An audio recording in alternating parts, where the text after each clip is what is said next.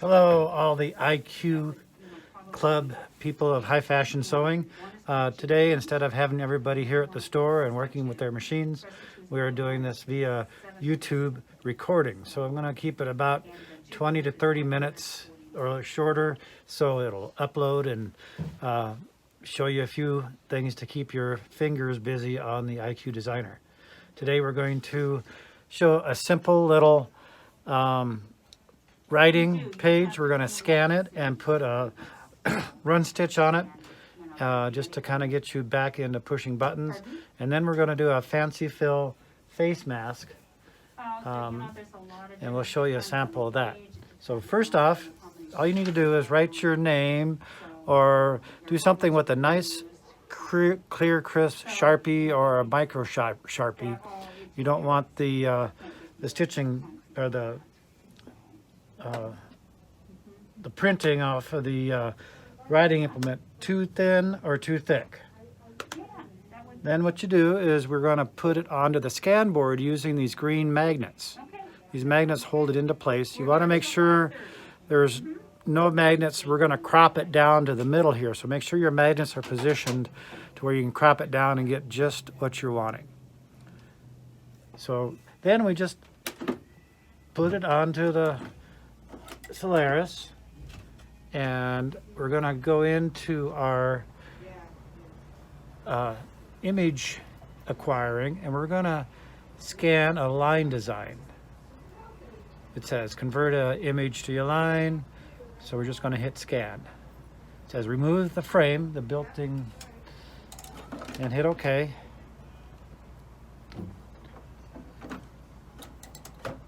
Attach the frame. The frame will move. Hit OK.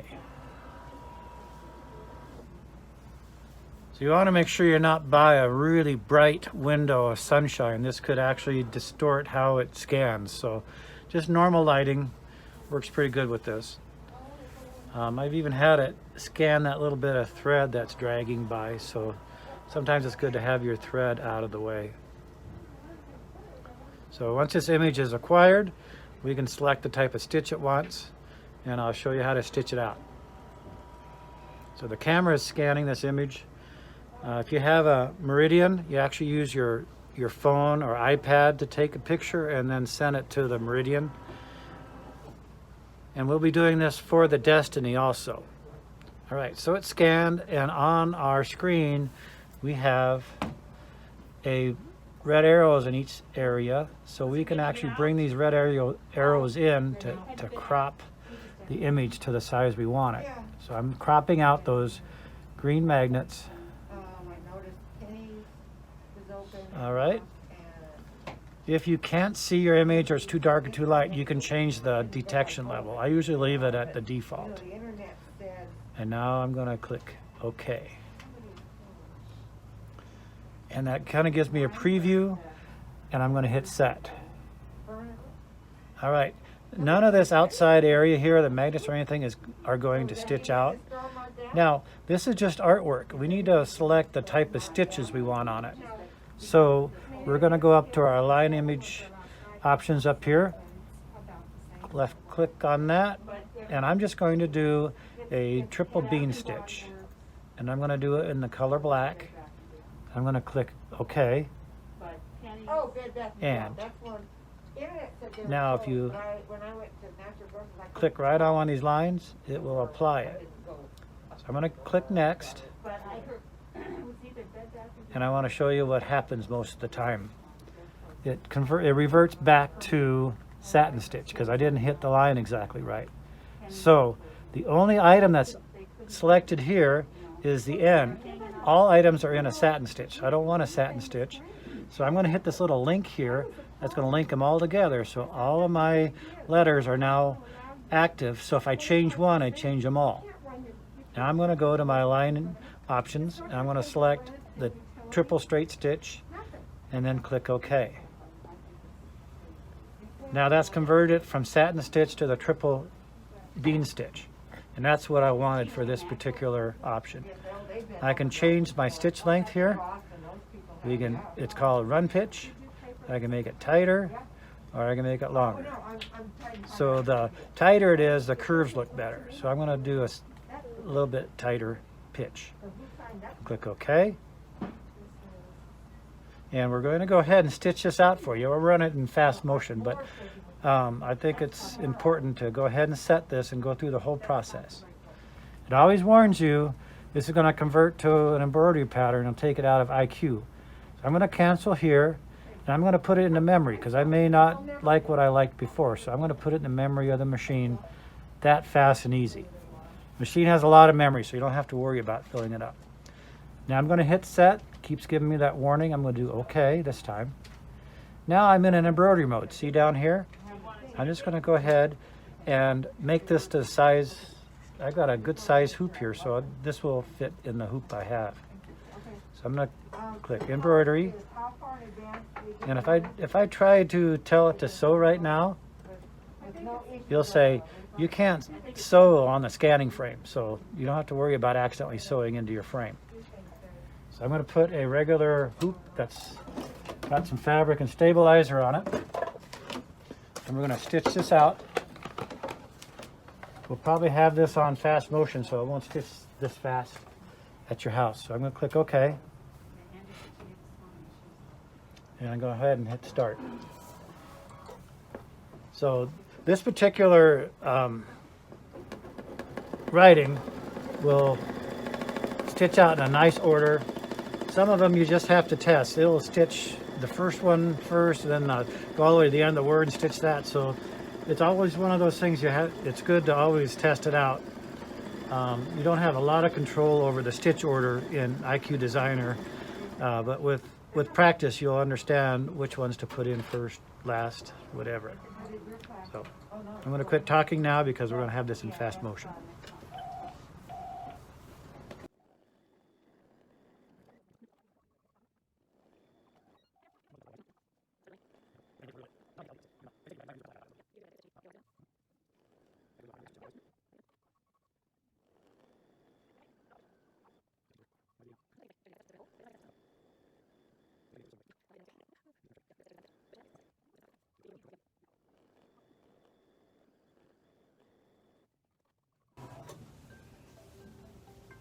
All right, so our stitching is finished. I always have a mantra in the store is there's two kinds of embroiderers. The ones that do a sample and those that wish they did. Now, if you look real close, the I didn't get dotted. And if you're a perfectionist, you may want that I dotted. There's two ways we could do this. We could go back to IQ Designer, edit it with the pencil tool, or you can just add it from the editing mode of your embroidery and take a period from one of your fonts and add it on the top of that I and just include that as an add-on at the end. So a lot of different ways to finish a project. So that's just a quick single line scanning. I think it's important to do some remedial training on this. Next, we're going to make a fancy face mask. So we're going to go into IQ Designer.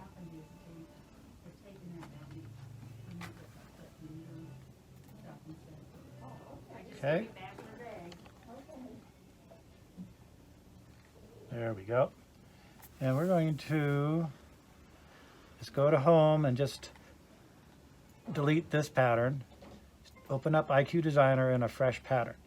All right. Our face masks are going to be 7.5 inches long by 9 inches across. So we're going to go to our shapes. I'm going to select the square and hit OK. And now I am going to change the size on this, and I'm going to make it 9 inches tall, and I'm watching it grow up on the numbers.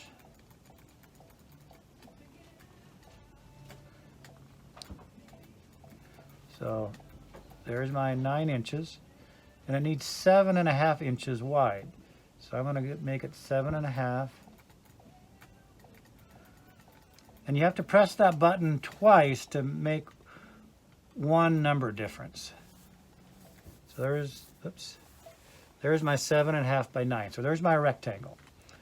I'm going to click OK. And the first thing I'm going to do is I'm going to set this to to memory because I'm going to be using this 7.5 by 9 inch rectangle more than once. So I'm going to put it to memory into the machine, and now it's saved. All right. So first thing I'm going to do is put a fill in this, and I'll put a border in second.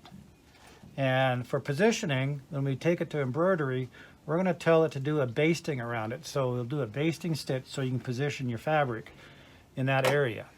So there's a lot of ways we can finish this mask off. So we're going to not try to do an applique method.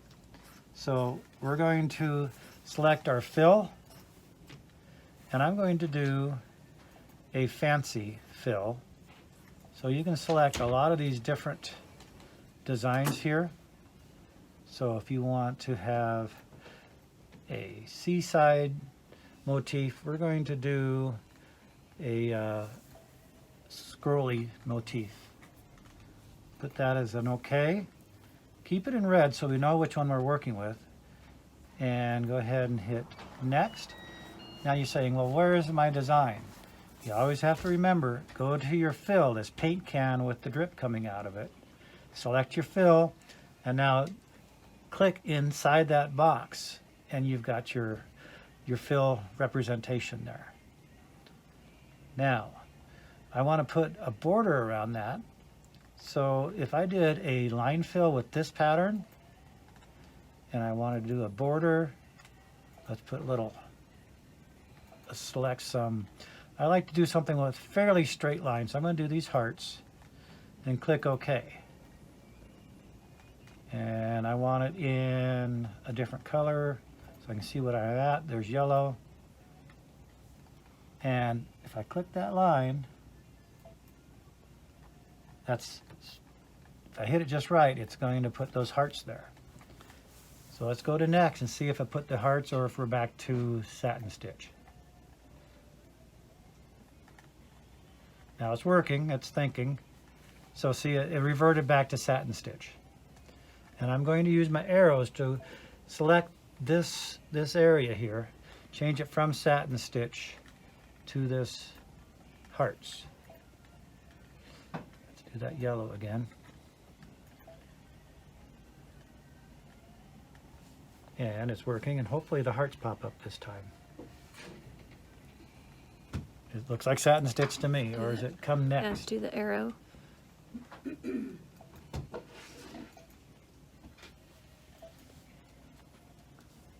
Back. You have a teeny dot of yellow there. Oh. I know what we did.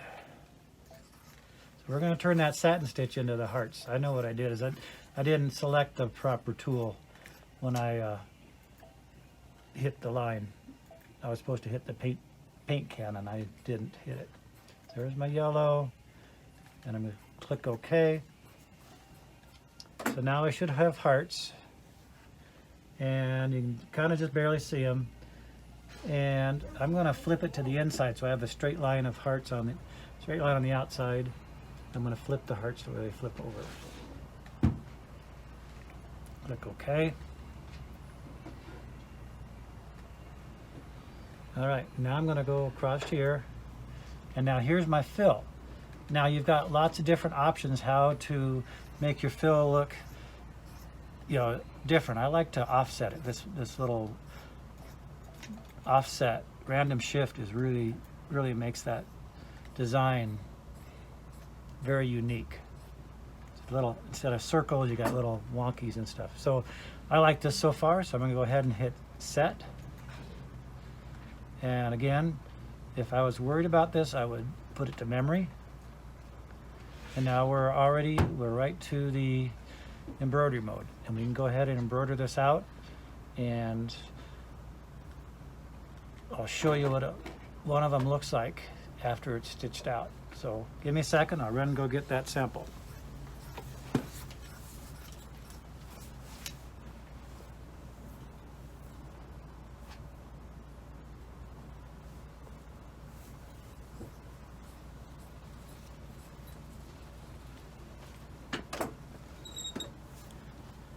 So I stitched this out on poly mesh, and it's got a border on the outside. I even wrote in there, if you can read this, you're too close. So, and the way I'm going to finish this mask is I'm going to fold the poly mesh to the back and put my wire inside here, sew it in, and then trim off the poly mesh, and then pleat it up and put some elastic for ear loops on this item here.